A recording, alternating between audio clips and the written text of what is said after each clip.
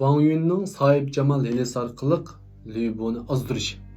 Yaxshimisilar do'stlar? Unda bo'lsa 3 podshohlikni yana davomli so'zlab ketdik.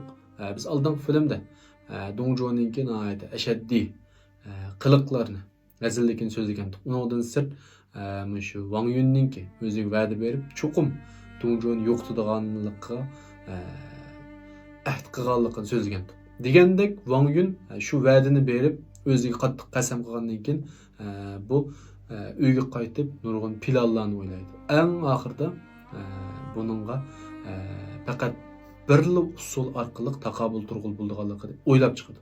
Ya'ni nima usul desa, Meyrinji, ya'ni Sohib Jamal hilasi orqali bu Dong Juan'ni yo'qotqili bo'lganligini o'ylab chiqadi. Ham qanday yo'qotimiz? Albatta Dong Juan'ni yo'qotish uchun buning yendiki kuchli sanog'ini Lüboni bundan ayirib o'tish kerak. Çünkü Lübu bunun yeni tursa hiç qanday adam yeniği berip bunu qaslayammaydi. Şoň Lüboni ayırıp ötiş üçün biz Lübu bilen Dong Juan'ның arasıga suğaqçılık salaylı degan bir xiyalni bu ko'ngli püküdü. Şoň bilen bu özününki tutuq qizi, yani beqib algan qizi Diao Chenni ishga soldi. Endi bu Diao Chenninki mush tarixda nihoyat nomi bor. Yani Sohib Jamallikda nihoyat voyaga yetgan usul oynaydı, müzik çalıdı, her qaysi jihatlarda hem de acayip qaltis bir ayal deyishki bo'ldi. Nihoyat güzel Sohib Jamal. Şunun bilan bu hem de planni boshlab ketdi. Birinchi planda, yani birinchi bosqichda nima ish qilaman deydi bu. Cho'qim Lüboni shu Diao Chenga oshiq qilishim kerak. Bo'lmasa bular ikkisining orasiga so'g'aqchilik saqlanmaydi. Bular ikkisini cho'qim shu bir Sohib Jamal ayolni talashilgan qilib qo'ygan vaqtimizda undan keyin bular ikkisi ziddiyatlashib urushsa, demak foydani biz olamiz degan kelib bu Lüboni hamda indak keltirmoqchi bo'ldi. Shuning bilan hamda Lüboni qanday indak keltirish kerak? Beribla men sana qizimni beraman degan olmaydi bu yerda. Undan boshqa Lüboni qasrga keling deb chaqirg'ilib bo'lmaydi. Chunki bu degan cho'ng sanog'in tursa, Wang Yun keling degan taqdirda bu kelmaydi. Qo'rqib, qaslab qo'ymasin, abrab boshqa nima maqsadi bor dedi. Shuning bilan Wang Yun bir amalni o'ylab topdi. Ya'ni qanday amal desa, naytu noch kiyimdan birini tiktirib, ya'ni savutdan birini qimmat pulga tiktirib, naytu isilzi buzunat buyumlardilar. Shuning bilan bu Lübuga so'q qildi. Endi bu Lübuninki kallas naytu oddiy odam. Çık oylayanmaydı, eylemekeri yok. Birine yarışlarını tüp-tüz oylaydı. Şunun bilen Wang Yun'ninki soğukluğunu kubul kılgandan keyin bu hamda nima iş olganda deb tushunolmaydi. Tushunolmay şunun bilen mayli ish olmasa men so'g'at qilgandan keyin bir o'qib kelay. Ish olmasa bir rahmatni bo'lsa aytib kelay deb berib Wang Yun'ninki shu uyiga kirib buningdan hamda nima ish qilmishida bir tonni o'ziga so'qqanligini so'rg'a vaqtda Wang Yun shunda deydi. Men sizga shunchalik masligim keladi. Sizningki palvonligingizga nihoyat qoyil. Sizni butun dunyodagi eng noch palvon desimi ortiq ketmaydi. Shuning men shu tonni sizga so'q qilish orqali, savutni sizga so'q qilish orqali o'zimningki shu qalbimdagi sizga bo'lgan shu masligimni ifodaladim degandan keyin Lübu nihoyat xo'shib ketdi. Maqtab bas qo'shib ketgan odamda hayajonlanib, rasman birinchi meni hech kim yengolmaydi deb shuni hayajonlanib turgan vaqtda uni Wang Yun deydi. Meningki bir qizim botdi, sizning palvonligingizni ko'ribdi ekan, anglabdi ekan.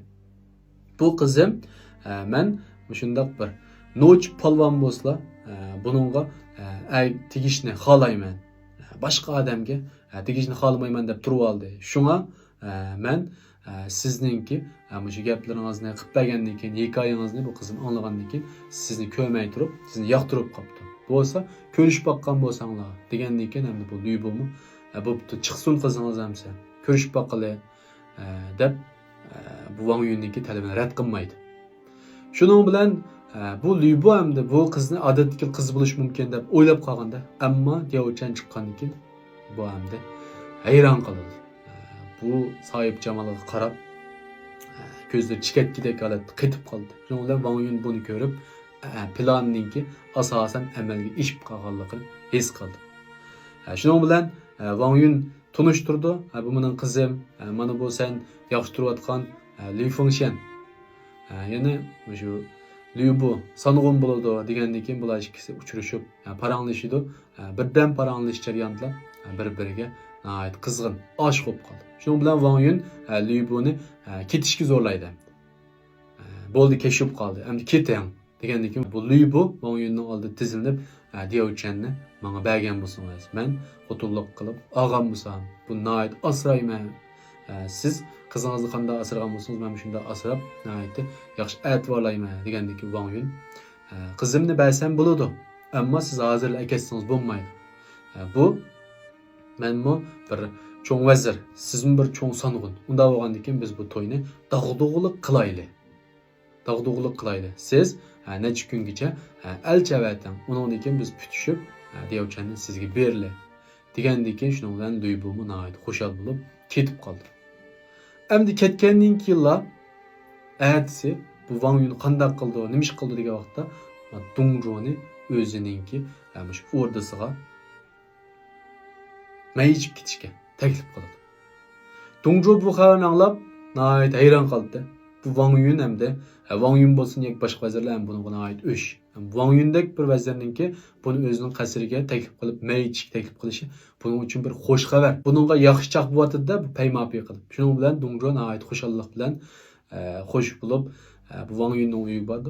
Wang Yunning uyiga borgan vaqtda bu Wang Yunmi nihoyat maqsadlik planning ichidagi ishlar bo'lg'achqa Diao Chenni buning oldiga chiqarishga o'rinlashtirdi. Ama bu Dong Zhuo'mu Diao Chenni ko'rgandan keyin nihoyat hayron qoldi. Dunyoda mushundaq bir soyib jamal bor ekan. Bu soyib jamalni ajab men ko'rib boqmabdi ekanman. Bunday soyib jamal men hayotimda uchratmabdi ekanman deb hayronlik qoldi, chalvoqlarni eqizib. Bu Dong Zhuo'mu nihoyat bir shahvatparast odam bu. Biz o'rdasini sog'ga vaqt so'zildik-ku 800 chiroyli xonim, qiz, ayollarni o'zining o'rdasiga nazarband qilib akirib olgan. Shuning bilan bu Diao Chenning ko'zini uzanmay qoldi, ketkizganmaydi. Shunda Wang Yunga deydi, necha yosh kirdi degandan keyin 17 yosh degandan keyin unda bo'lsa, menga xotinlikqa bergan. Men xonish qilib Diao Chenni o'zimning o'rdasida buni o'sha tayinlab turg'izay, sanmo xonishninki dadus bo'lgan. Men seni hurmatlab, texmi cho'ng amal beray degandan keyin Wang Yunmi menmi shundoq fikr etdim, plan etdim. Bo'pti. Diao Chenni sizga xotin qilib, shu to'qal qilib men beray. Mening birdan bir qizimmi shu degandan keyin Dong Zhuo aytib qo'shib ketdi. Unda bo'lsa endi qanday qilamiz degandan keyin men bugun olib ketay. Bugun kechdilar, men barliq to'y to'kin marosimni o'rinlashtirib bu Diao Chenni olib ketaman deb bir kunmi saqlayolmay, shu kuni ziyofatga borgan kuni kechdilar, Diao Chenni ilib Dong Zhuo ketib qoldi. Unda qo'z do'stlar Wang Yunninki shu Satan elisi to'g'riliq shunchalik so'zlab turlar. Unda qo'z do'stlar film yarg'an bo'lsa, yuraklarni, gullarni berib qo'yinglar, film saqlab olib tarqitib qo'yinglar. Shu uch podshohlikqa oid texmi ko'p bilimlarni o'rganmoqchi bo'lsanglar, shu turmush, kasb, tijoratga bog'lab turib, shu qonuniyat, shu usullarni chiqaroq bilay deb qolsanglar, men tayyorlab qo'ygan 5 qismlik dars bor. Astedik kan diyen shu cho'ngye degan mazmunni besib kirib, shu darsni anglab olsanglar bo'ladi.